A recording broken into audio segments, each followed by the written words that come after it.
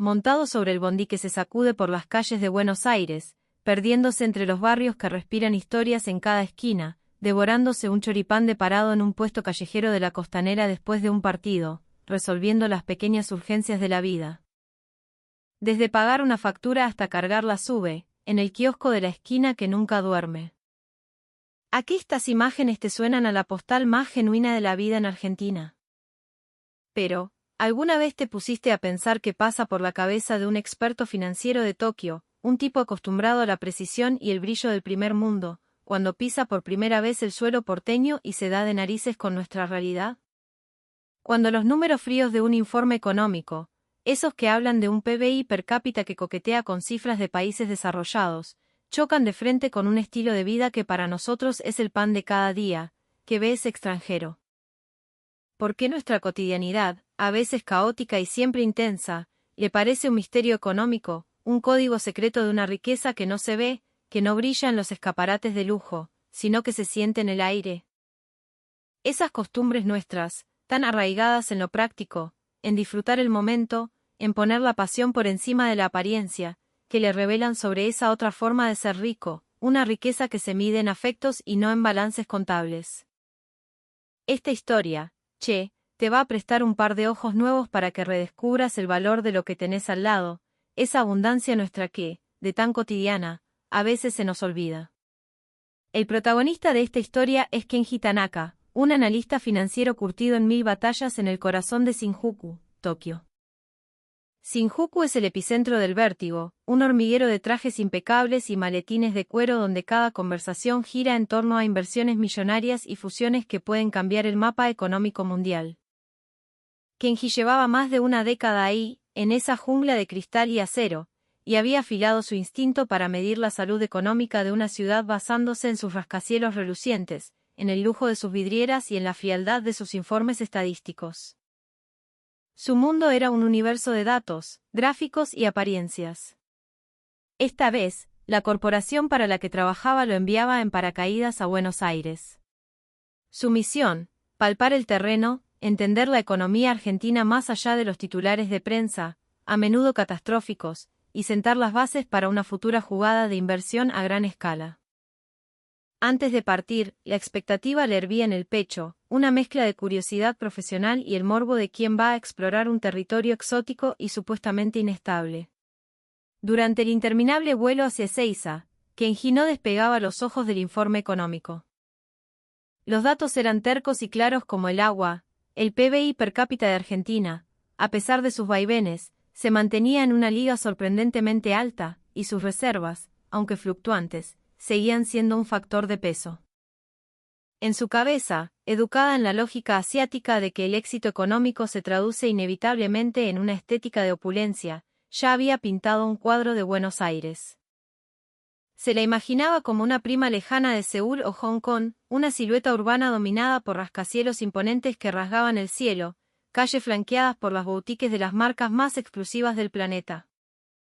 Un desfile incesante de autos de alta gama y peatones enfundados en las últimas tendencias de la moda europea, caminando con ese aire de suficiencia que, según él, era el sello inconfundible de una sociedad próspera. Al fin y al cabo, pensaba, si las estadísticas los ponían en una categoría similar, la apariencia no podía ser tan distinta. Absorto en estas fantasías, Kenji se alisó instintivamente las arrugas de su traje y se ajustó el nudo de la corbata. Cuando aterrice en Buenos Aires, se dijo para sus adentros, tengo que mantener la compostura de un analista de Shinjuku, no puedo manchar el prestigio de la firma. El avión finalmente tocó tierra en la pista de Ezeiza con una suavidad que contrastaba con la turbulencia de sus pensamientos. Kenji arrastró su valija por la terminal, sin demasiadas vueltas, se metió en un taxi que lo esperaba en la dársena. Apenas el auto tomó la autopista Riqueri en dirección a la capital, el ceño de Kenji comenzó a fruncirse en una mueca de desconcierto. El paisaje que se deslizaba por la ventanilla era la antítesis de su maqueta mental. ¿Dónde estaban los gigantes de cristal y acero que esperaba?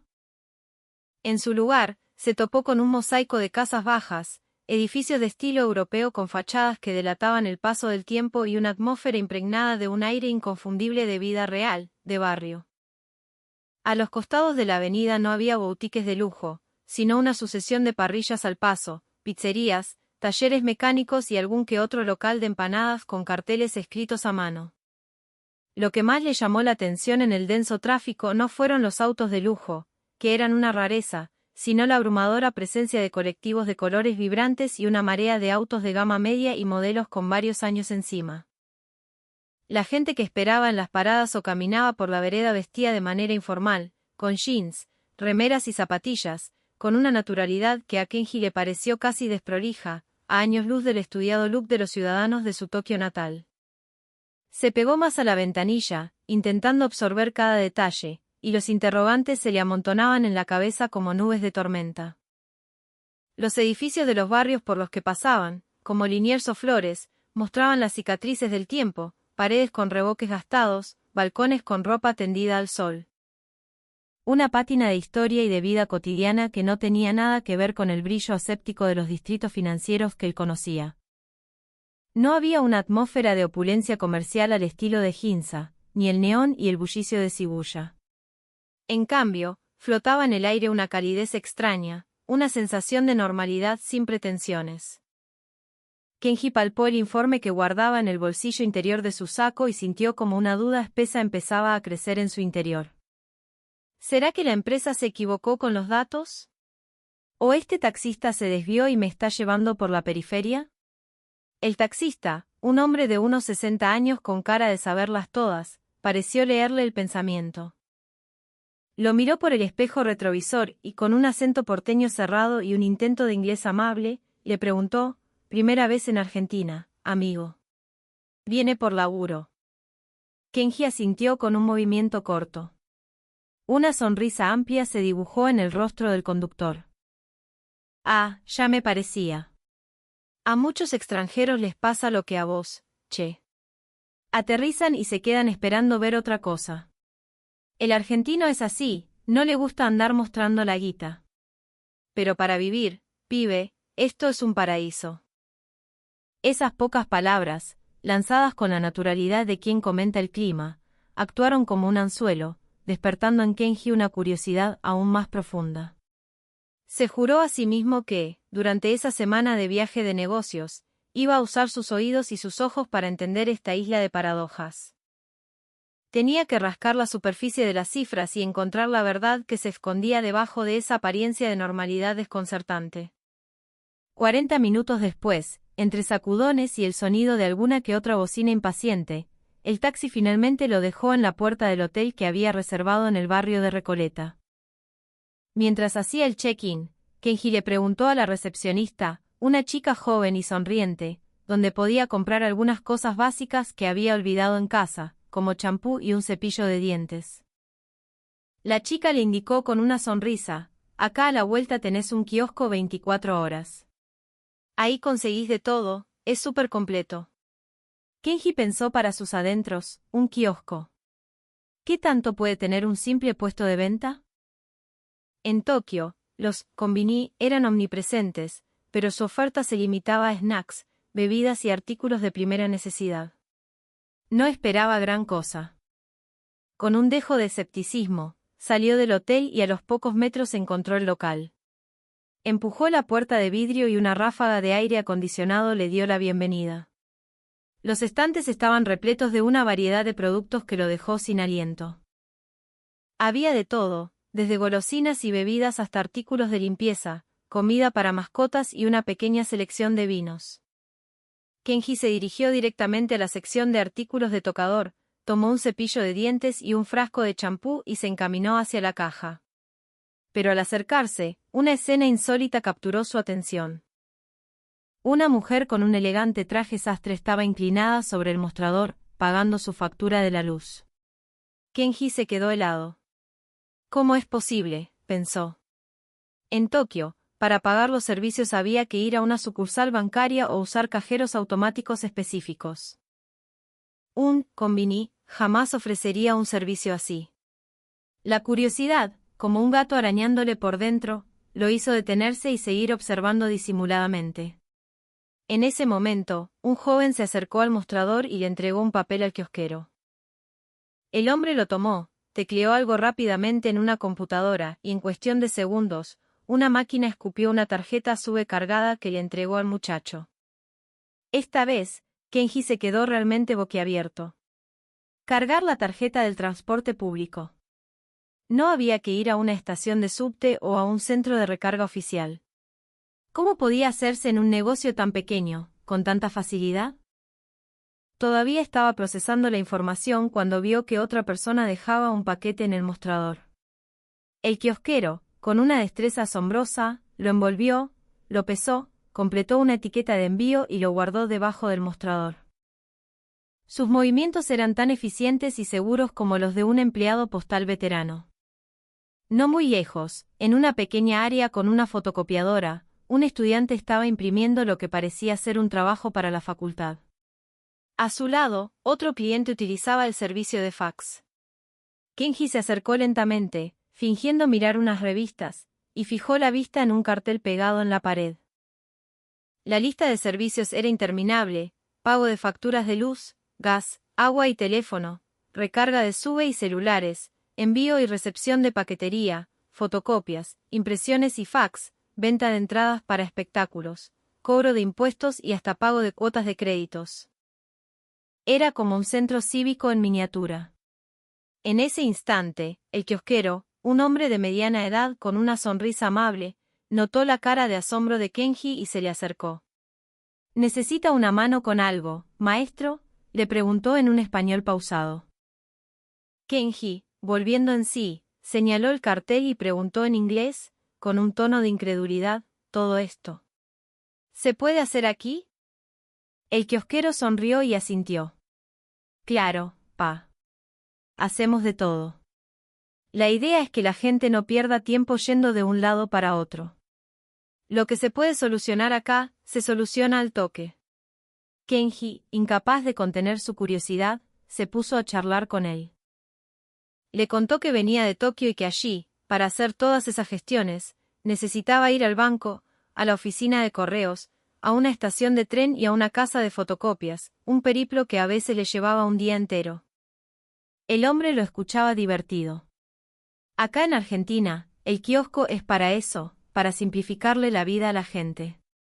Si lo podemos hacer en un solo lugar, ¿para qué complicarla? Kenji observó cómo las manos de aquel hombre atendían a otros clientes, resolviendo un sinfín de trámites con una eficiencia que parecía coreografiada, sin un solo movimiento en falso. Sintió una oleada de admiración. Cuando le llegó el turno de pagar, el kiosquero vio la tarjeta de la habitación del hotel con el nombre en japonés. «¿Usted es de Japón?», le preguntó en un inglés pero comprensible.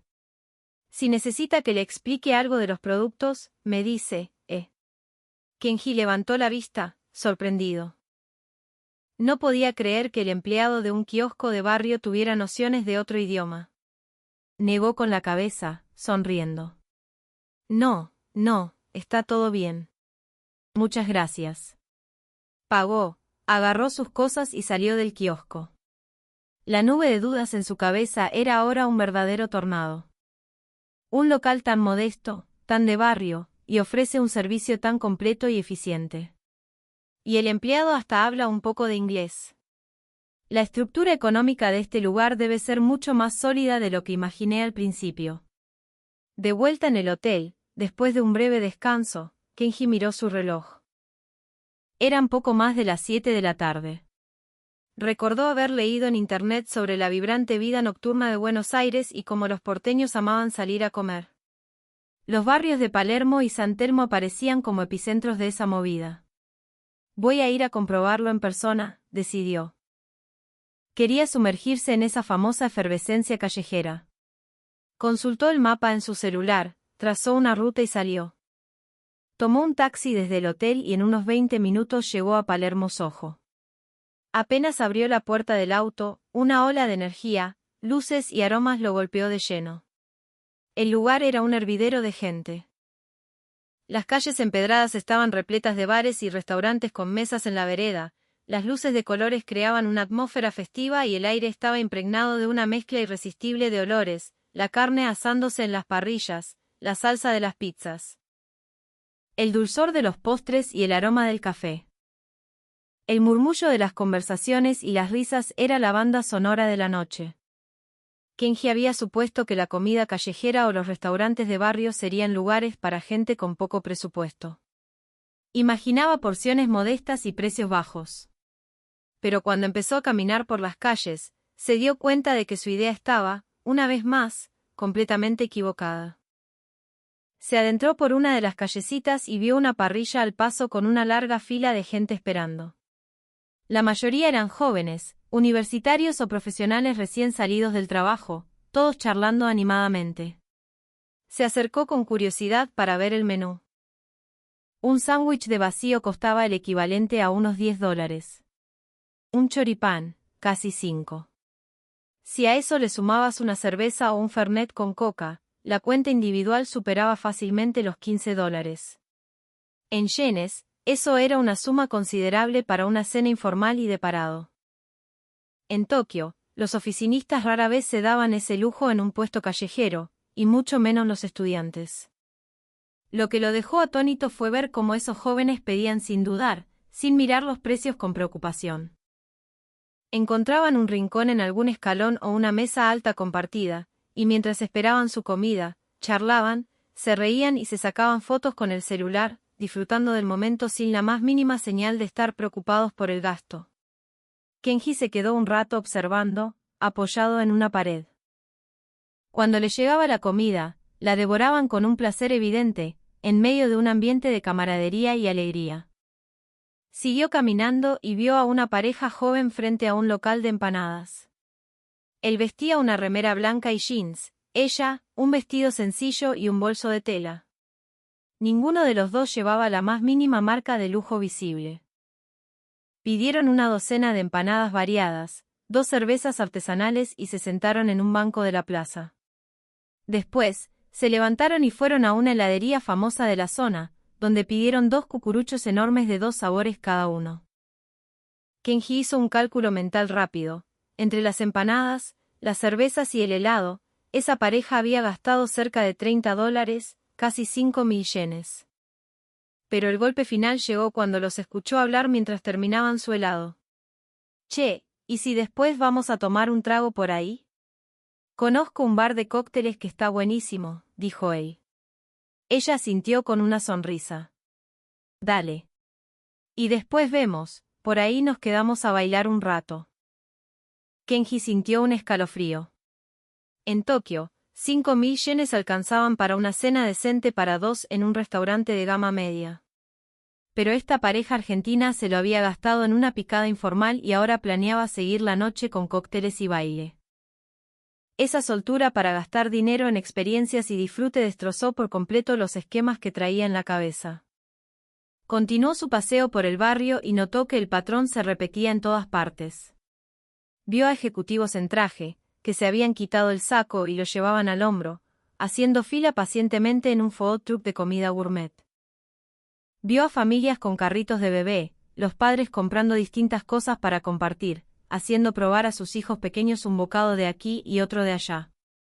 Vio a grupos de jubilados, caminando sin prisa, compartiendo una pizza en una esquina, charlando sobre la vida. Viejos, jóvenes, de clase media, profesionales. Todos parecían compartir la misma filosofía, a la hora de disfrutar, no se andaban con chiquitas. No había rastro de cálculo o mezquindad en sus rostros. Se detuvo en un puesto que vendía mates y accesorios, y mientras observaba los distintos modelos de calabazas y bombillas, se puso a charlar con el vendedor. «La gente aquí gasta mucho en salir a comer, ¿no?», le preguntó Kenji. El vendedor, un hombre con barba y tonada provinciana, sonrió. «Al argentino le encanta vivir bien, amigo. La guita que ganamos es para disfrutarla. ¿De qué sirve tenerla guardada en el banco? Además, la comida acá es de primera. No es barata, pero la calidad es excelente. Si algo vale la pena, la gente lo paga con gusto». Mientras sorbía un café que había comprado en un local cercano, Kenji observaba el torbellino humano de Palermo. Una nueva idea empezaba a tomar forma en su mente. Quizás la verdadera fortaleza económica de los argentinos no estaba en lo que mostraban, sino en lo que vivían. Vestían de manera sencilla, no se obsesionaban con el lujo, pero a la hora de comer, beber y compartir con amigos, no escatimaban en gastos. Detrás de esa actitud relajada y generosa para el disfrute, tenía que haber una base económica sólida que se lo permitiera. A la mañana siguiente, Kenji se despertó temprano, decidido a probar el famoso desayuno argentino. Siguiendo la recomendación de la recepcionista del hotel, se dirigió a un café notable, a unas pocas cuadras de distancia. Desde la puerta, ya se oía el murmullo de las conversaciones y el tintineo de las tazas. Al entrar, se encontró con un local lleno de gente, con casi todas las mesas ocupadas. La decoración era clásica y sin pretensiones, mesas de madera, sillas de Viena y paredes adornadas con fotos antiguas de la ciudad. En una pizarra, escrita con tiza, se leía la oferta: café con leche, medialunas, tostados, exprimido de naranja. Los precios, en su mayoría, oscilaban entre el equivalente a $2 y $5. Con dificultad, encontró un pequeño lugar en una mesa compartida. Inmediatamente, un mozo de edad avanzada, con un delantal blanco impecable, se le acercó. ¿Qué va a querer, jefe?, le preguntó con una sonrisa. Kenji hojeó la pizarra y pidió un café con leche con 3 medialunas. El mozo asintió y se fue hacia la barra sin anotar nada en ninguna libreta. A Kenji le pareció curioso. Con tantos clientes, ¿cómo podía recordar cada pedido de memoria? Se quedó observándolo. El mozo era un torbellino de eficiencia. Preparaba los cafés, servía las medialunas, cobraba las cuentas y, mientras tanto, intercambiaba un par de palabras con los clientes habituales. Lo de siempre para vos, Roberto, le decía a un hombre que leía el diario. El cortado en jarrito y el tostado sin quemar para la señora de la mesa 4, le indicaba al barista, sin perder el ritmo. Manejaba los pedidos especiales con una precisión asombrosa. Uno quería el café con leche en vaso y la leche fría, otro pedía las medialunas de grasa bien calientes, una mujer pedía su exprimido sin pulpa. El mozo lo registraba todo en su cabeza y no cometía un solo error. En menos de 5 minutos, el mozo apareció frente a Kenji con una bandeja. Acá tiene su cafecito con leche y las medialunas recién horneadas. Que lo disfrute, le dijo con amabilidad. Kenji lo miró asombrado. La velocidad del servicio era casi mágica. Le dio un mordisco a una medialuna. Era perfecta, tierna, mantecosa, con la cantidad justa de almíbar. El café con leche era cremoso y con un sabor intenso. Nada de sabores artificiales o polvos instantáneos. Mientras desayunaba, observaba a la clientela. Había oficinistas de traje que revisaban sus celulares mientras comían apurados, estudiantes que charlaban en grupo sobre un examen, y hasta un par de personas en ropa deportiva que acababan de volver de correr por los parques cercanos. Todos parecían disfrutar de su desayuno con una satisfacción evidente. Kenji volvió a hacer sus cálculos. Un café con leche y 3 medialunas le costaron el equivalente a unos 250 yenes. En Tokio, un desayuno similar, y probablemente de menor calidad, no bajaría de los 600 yenes. El desayuno argentino no solo es increíblemente barato, pensó, sino que además es delicioso y te lo sirven a la velocidad de la luz. Este nivel de vida, esta relación calidad-precio, es algo que no se ve en ninguna estadística. Después del desayuno, sintió el impulso de seguir explorando. Tomó el subte hacia el microcentro, el corazón financiero de la ciudad, un laberinto de oficinas, bancos y edificios gubernamentales. Entró en un café moderno de la zona, de esos con wifi y mesas para trabajar, con la idea de descansar un poco y observar. Apenas abrió la puerta, lo recibió una atmósfera de efervescencia creativa. El local estaba casi lleno, y la mayoría de los clientes eran jóvenes con sus laptops abiertas. En una mesa grande del fondo, un grupo debatía acaloradamente sobre un nuevo proyecto de software. Kenji aguzó el oído y captó palabras como experiencia de usuario, tasa de conversión, escalabilidad y algoritmo. Discutían con una pasión y una energía que lo contagiaron. Cada uno defendía sus ideas con fervor, pero se notaba que había un profundo respeto mutuo. En otra mesa, una chica mantenía una videollamada con un cliente en el extranjero. Hablaba en un inglés fluido y seguro, explicando las ventajas de su producto con una claridad y una convicción impresionantes. No había ni rastro de timidez o inseguridad en su rostro. Kenji se fijó en un detalle. Sobre su mesa tenía una MacBook Pro de última generación y el último modelo de iPhone, además de varios informes y catálogos de productos. Sin embargo, vestía una remera básica de algodón, unos jeans gastados y llevaba un simple bolso de lona. Ni una sola marca de lujo a la vista.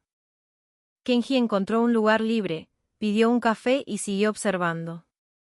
Vio a dos jóvenes diseñadores puliendo una interfaz de usuario en su pantalla, a un programador tecleando código a una velocidad vertiginosa, y a otro grupo discutiendo un plan de negocios con un entusiasmo contagioso. No pudo contenerse y se giró hacia un joven que estaba en la mesa de al lado, tomándose un respiro. ¿Qué tipo de trabajo hacen aquí?, le preguntó en inglés. El joven le sonrió. Soy emprendedor. Con un par de amigos montamos una pequeña startup de agrotecnología. Usamos inteligencia artificial para optimizar los cultivos, le explicó. Kenji, impresionado, le preguntó, ¿es una empresa grande? Parecen todos muy profesionales.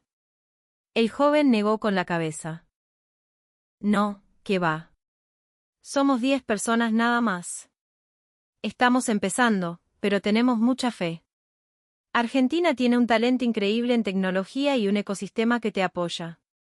Además, a la gente de acá le encanta probar cosas nuevas. Creemos que el futuro es nuestro. Kenji miró a esos jóvenes, vestidos de manera tan sencilla pero irradiando una energía tan potente, y de repente, todo encajó. La fuerza tecnológica de Argentina, de la que había leído en los informes, no se apoyaba en el lujo ni en las apariencias.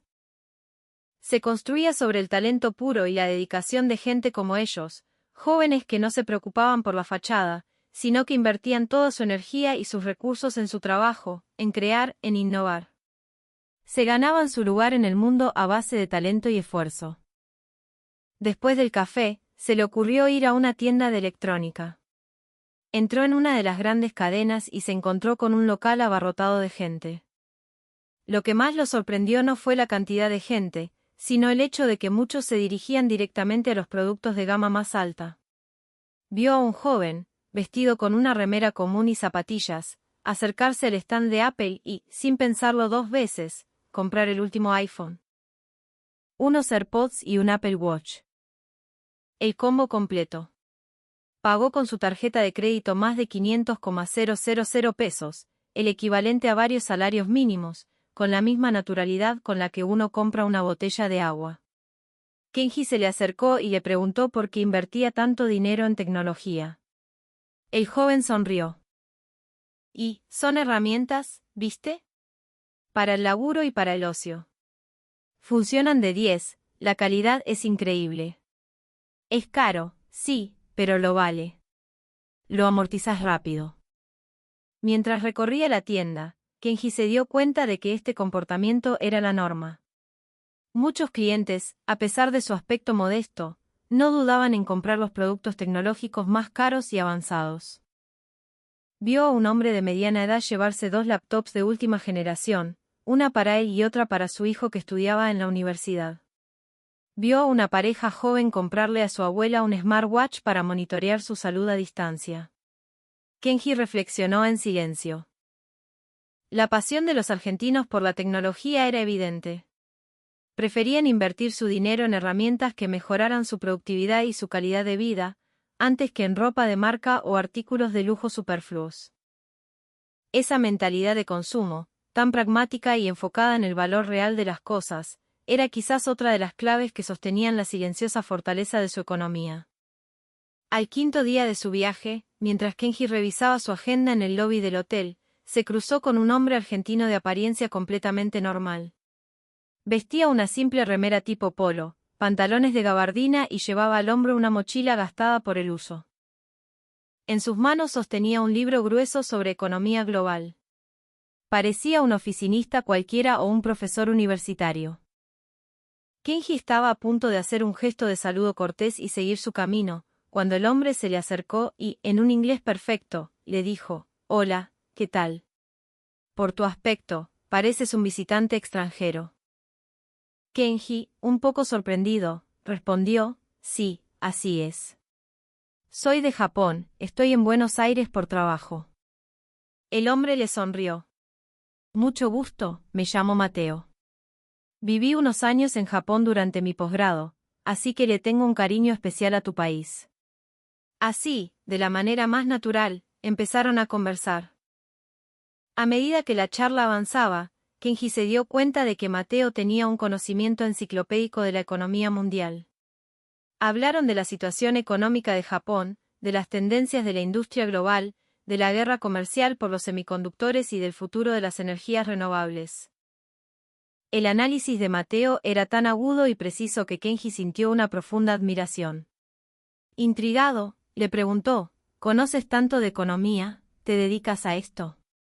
Mateo sonrió con humildad. «Trabajo en una empresa de software. Me gusta mantenerme informado sobre las tendencias del mercado, nada más». «Ah, un simple empleado de una empresa de software», pensó Kenji, «por eso sabe tanto del tema». Pero a medida que la conversación se profundizaba, descubrió que la realidad era mucho más compleja. Mateo mencionó de pasada que la empresa para la que trabajaba, Mercado Libre, ya era el ecosistema de comercio electrónico y servicios financieros más grande de América Latina.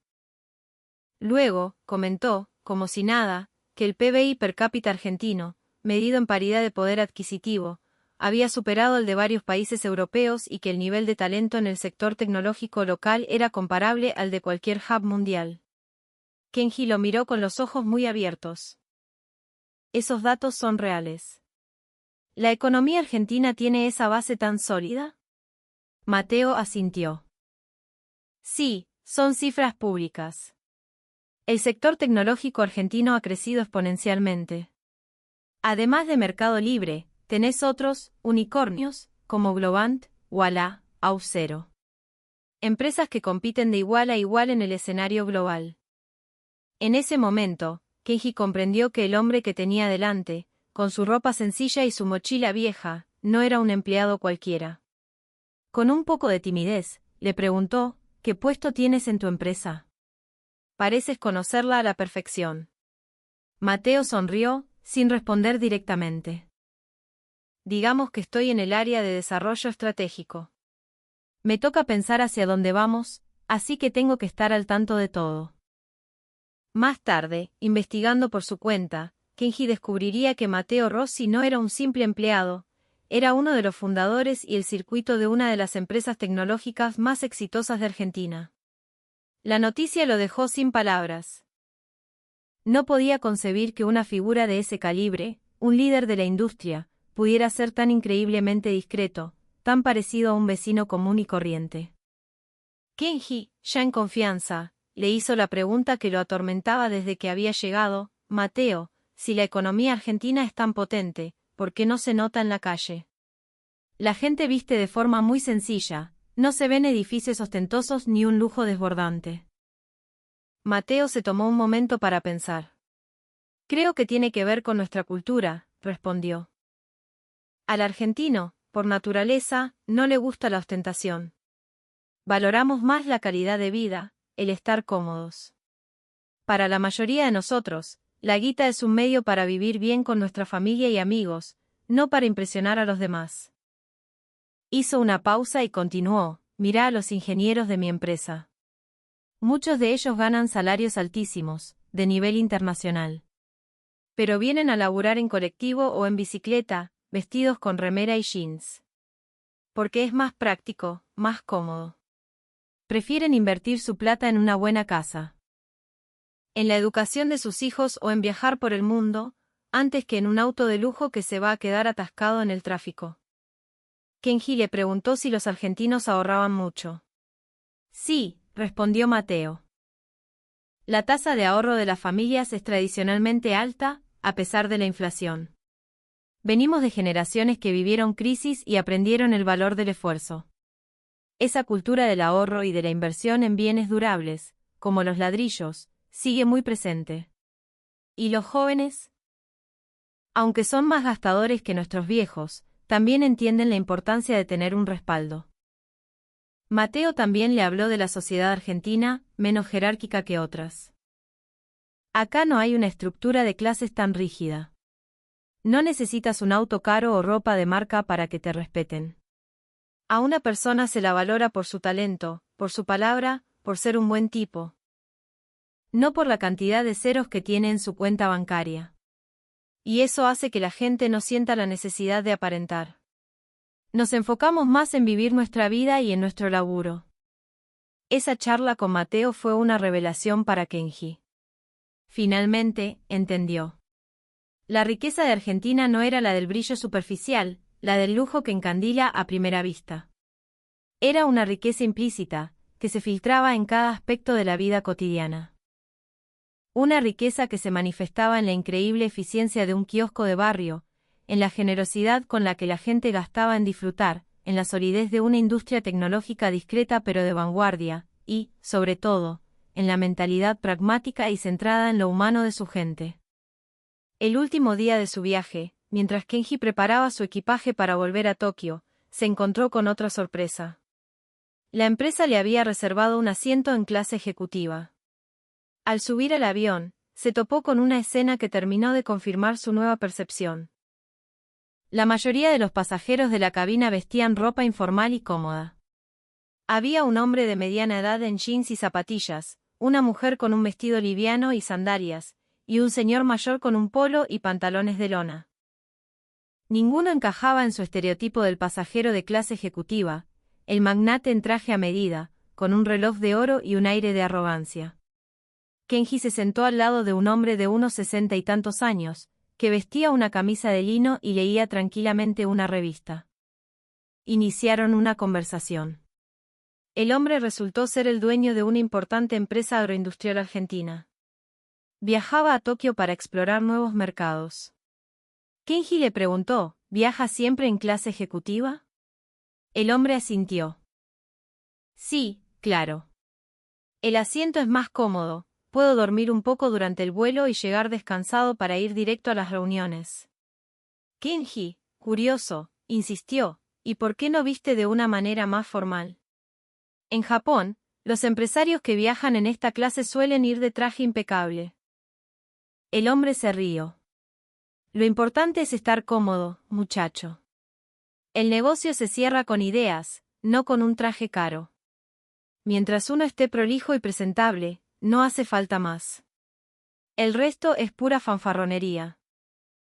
Esas palabras fueron el broche de oro, la confirmación definitiva de esa filosofía de vida tan argentina, la sustancia por encima de la forma. El avión despegó. Kenji miró por la ventanilla como las luces de Buenos Aires se hacían cada vez más pequeñas. Su corazón estaba lleno de una emoción nueva. Esa semana en Buenos Aires había demolido por completo sus viejas ideas sobre la riqueza y la economía. Antes, se fijaba en las curvas del PBI, en los índices bursátiles, en la altura de los edificios y en el brillo de las vidrieras. Pero Buenos Aires le había enseñado que la verdadera prosperidad no se anuncia con bombos y platillos. Se vive en silencio, se respira en el aire, se cuela en los pequeños detalles del día a día.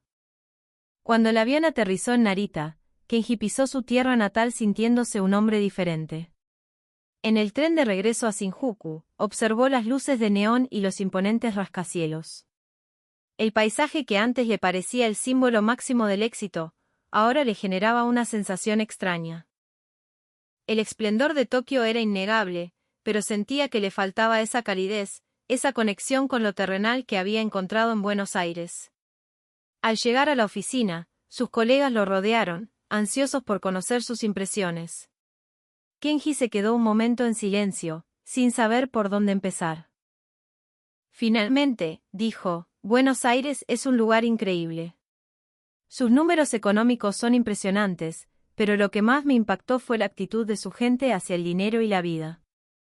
En los días siguientes, Kenji se sumergió en la redacción de su informe. Se dio cuenta de que las métricas tradicionales eran insuficientes para capturar la esencia de la economía argentina. Los gráficos del PBI y las fluctuaciones del tipo de cambio eran solo la cáscara. Lo que hacía única a Argentina era esa riqueza implícita, esa confianza que no necesitaba de la validación externa.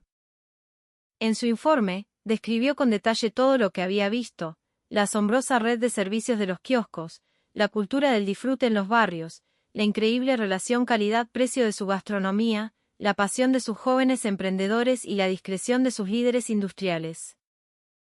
Para entender la economía argentina, escribió, no hay que mirar solo las cifras. Hay que sentir el pulso de su cultura y de su gente. Su riqueza está en la fluidez de la vida cotidiana, en la fortaleza de sus ciudadanos, en la calma de una mentalidad pragmática y, sobre todo, en la confianza serena de quienes saben lo que valen. El informe causó un gran revuelo en la cúpula de la empresa. Nadie esperaba que, detrás de esa fachada de normalidad, se escondiera un músculo económico tan potente y una filosofía de la riqueza tan única. La compañía decidió cambiar su estrategia de inversión para el mercado argentino, enfocándose en la cadena de valor tecnológica, en las pymes y en el consumo interno, para explotar las oportunidades de ese mercado tan profundamente rico. Kenji, por su parte, nunca volvió a ser el mismo. Dejó de obsesionarse con los indicadores superficiales y aprendió a leer la realidad económica en los pequeños detalles de la vida de la gente. Porque comprendió que, a menudo, son esos detalles los que mejor reflejan la verdadera salud y el potencial de una sociedad. Volvió a Buenos Aires varias veces, y en cada viaje descubrió algo nuevo, la creatividad de sus centros culturales, el potencial infinito de sus parques tecnológicos, la paz de sus pueblos rurales. Cada visita profundizaba su comprensión de esa riqueza silenciosa. Porque la verdadera riqueza, al final, no vive en la jaula de la mirada ajena. Vive en la comodidad y la autenticidad de uno mismo. Como Argentina. No necesita rascacielos de lujo para demostrar su poder, ni un consumo ostentoso para validar su prosperidad. Su fuerza está en la solidez de su talento, su riqueza en la calma con la que su gente vive la vida, y su encanto en esa confianza que no necesita gritar su nombre. Ojalá esta historia, te invite a pensar un poco sobre la guita y la vida. Y ojalá, cuando tengas un rato, te des una vuelta por Buenos Aires para descubrir por vos mismo ese encanto único que tiene. Seguro que, como a Kenji, su riqueza silenciosa te va a llegar al corazón.